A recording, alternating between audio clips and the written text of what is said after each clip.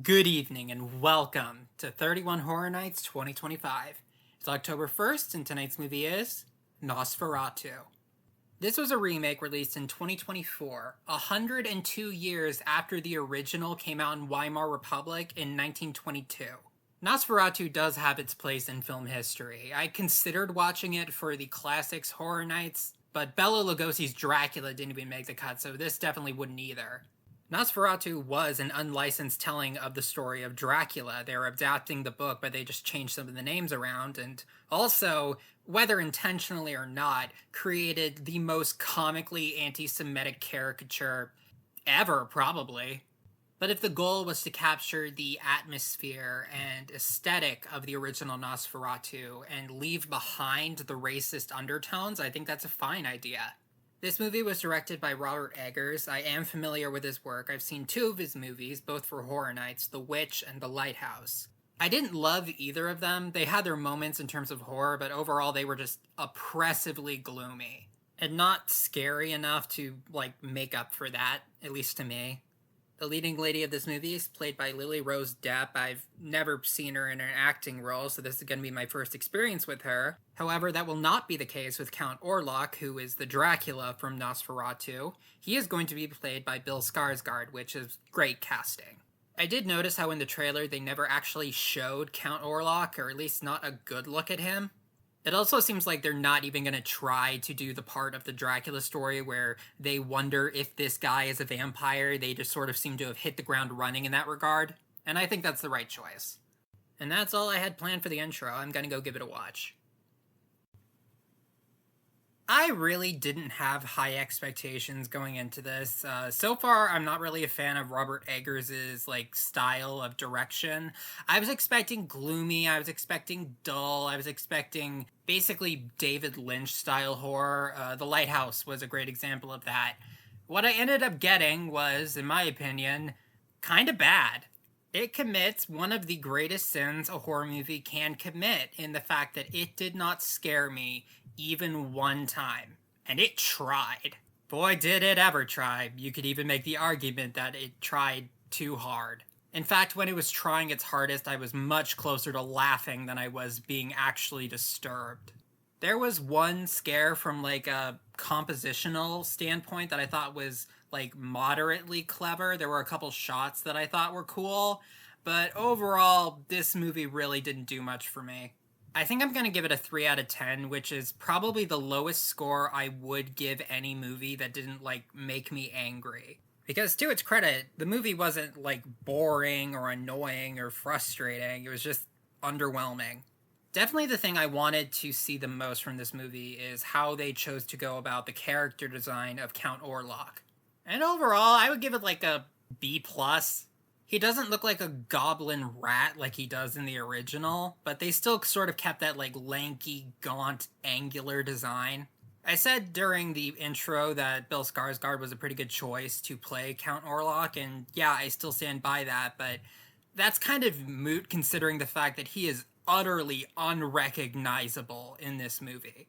I looked it up, and this was 6 hours of makeup to get the full look with a bunch of prosthetics that completely changed the shape of not just his head and face, all over his body. To its credit, this movie absolutely earned its Academy Award nomination for makeup and hairstyling. So not only was he visually unrecognizable, the voice he used when he spoke, he got training so that he could make it as deep as he possibly could. I don't know if that was the best choice. It kind of had the Elizabeth Holmes effect where you almost got the impression that he had to speak slowly because doing that voice was so much effort. And the movie does try to keep its cards close to its chest for as long as it can. Only at the very end do you actually get a good look at Count Orlok. However, that is also when he's at his least intimidating. And while he never really was scary, at least not to me, I will acknowledge that there is a sort of poise and nobility to the way that he conducts himself that prevented him from ever really coming across as campy or silly. That is something I would say about pretty much everybody else in the movie, however. I feel bad because I can tell all the actors are trying their best, but it goes back to that idea of sometimes you can try a little too hard.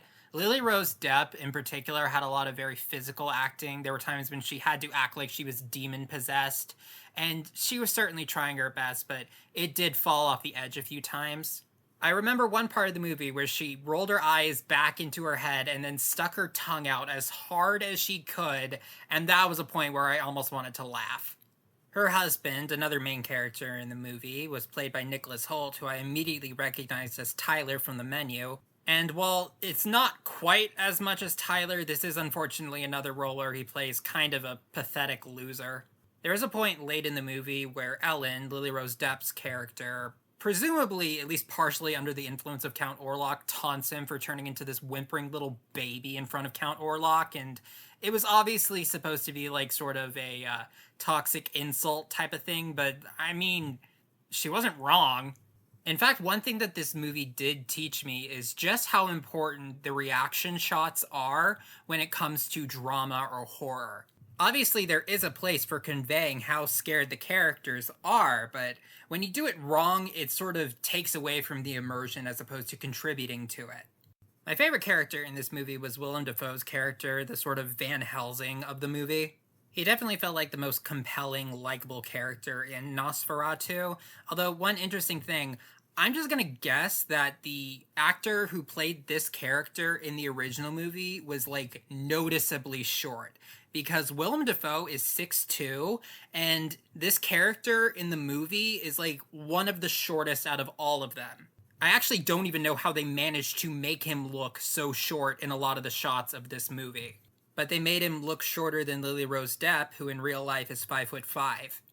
If you know the Dracula story, you basically know the plot to this movie, but I will enter some spoilers now. Overall, I wouldn't really recommend this movie.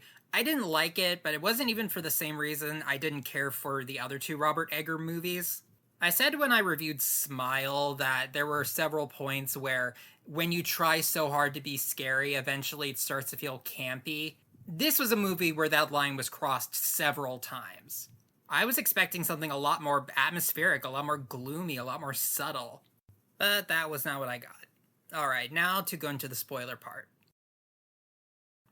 One of the things that made this movie exceptionally difficult to take seriously at times is the fact that one big part of vampiric folklore is the sort of seductive nature of the darkness. And very often that gets translated into direct eroticism.